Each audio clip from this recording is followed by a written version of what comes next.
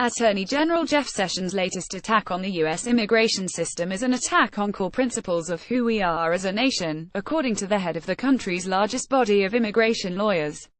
In Falls Church, Virginia, on Thursday, Sessions said the asylum system was rife with fraud and abuse, allowing people to enter the country illegally and threaten public safety.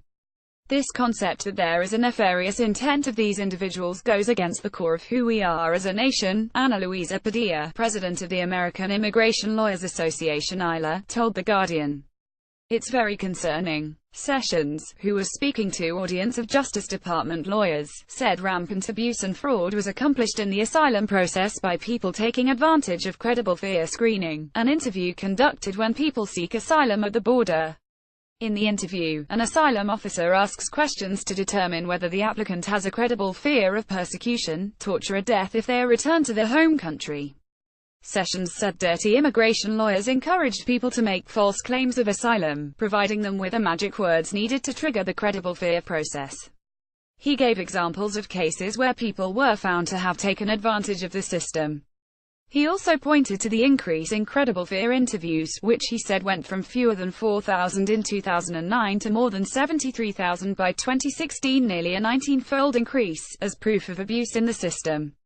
That period was marked by a surge in people fleeing violence in Central America.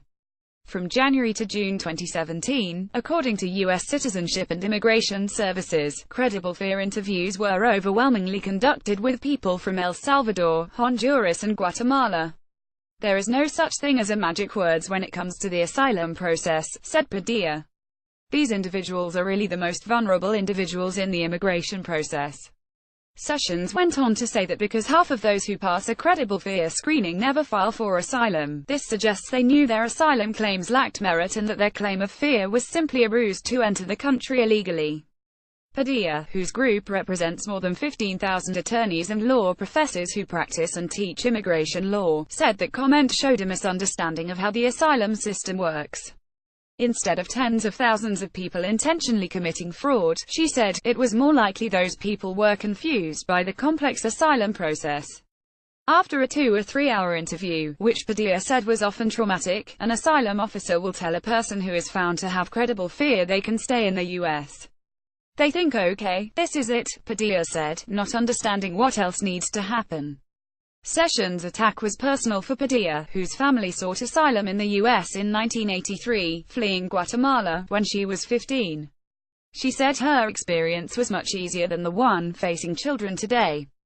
We have always been a nation that opens its doors not just to innovators and entrepreneurs and those who want to make this country great, but also to those who are seeking safe refuge, those who are seeking to protect their families from horrendous acts around the world, Padilla said. Sessions concluded his speech by encouraging Congress to adopt White House proposals for immigration reform, which were released on Sunday. On asylum, the plans specifically call for tightening standards, imposing penalties for fraud and ensuring detention while claims are processed.